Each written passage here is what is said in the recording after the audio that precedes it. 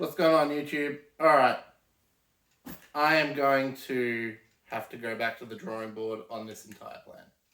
So, let's get into it. Alright, so right now I am wearing my hiking pack, civilian style, multi-day get-home bag.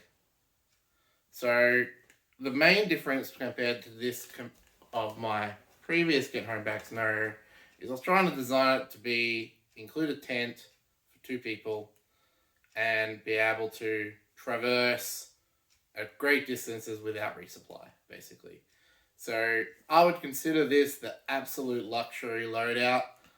If I do a video on separating all this stuff, I will do a video as I pull it all apart, I guess, and show what I've had in it. Weight-wise, for a luxury loadout, this is pretty good. I've got about 2 kilos here in the front, 2.5 kilos of food, and some starting packs. So those 2 magazines I had for the starting packs are in the front. This here is quite a good idea. I like this. So this is from Kmart. It is $30 and originally started its life as a picnic set for couples. So half of this bag here is for food storage. It is insulated and does quite well at that. So that's where all my food is. The other 2 things here, it's got my magazine holders for the Minimi pouches, which fit in there quite nicely. I can pull that out, put it on a belt, be more operator, and because it's got its own straps and stuff, it's its own bag. Right now I'm hanging it from my pack and just did something that I was expecting to do. It just broke. So this is one of the downsides, I think, for this plan. So was to have this. I've been wearing this now for about 2 hours, and I'm kind of glad it broke on camera, so that's good. A couple of kilos worth of food and supplies in here.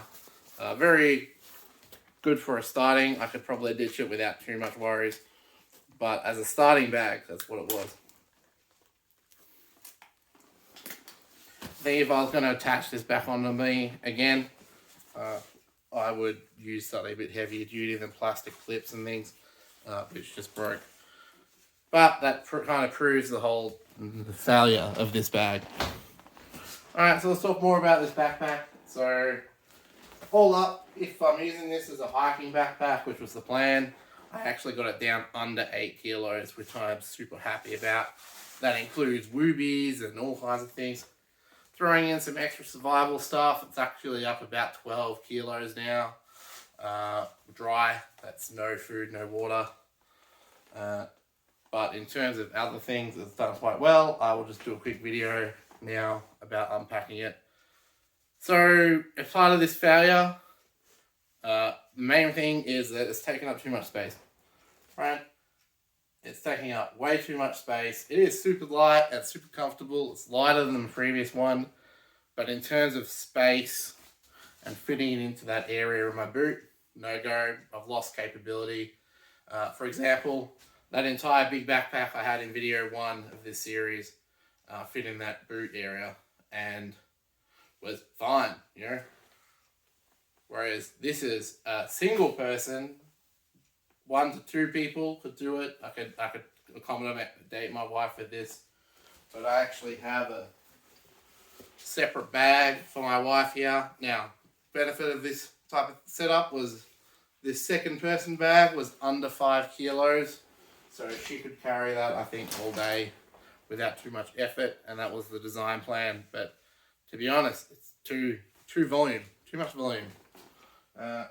So what am I going to do? I'm probably going to go back to my previous get-home bag scenario and add in a mosquito net.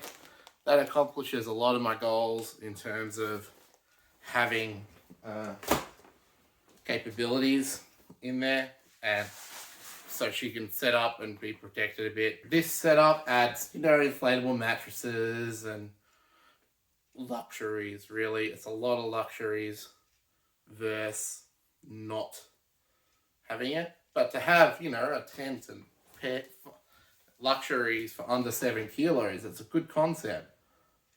And I think I might do something like that with a bug out bag.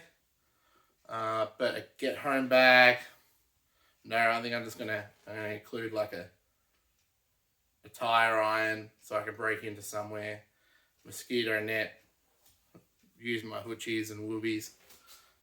Less volume, less space in the car, less complaints from the wife as I drive around because it's not taking up the whole back of the car.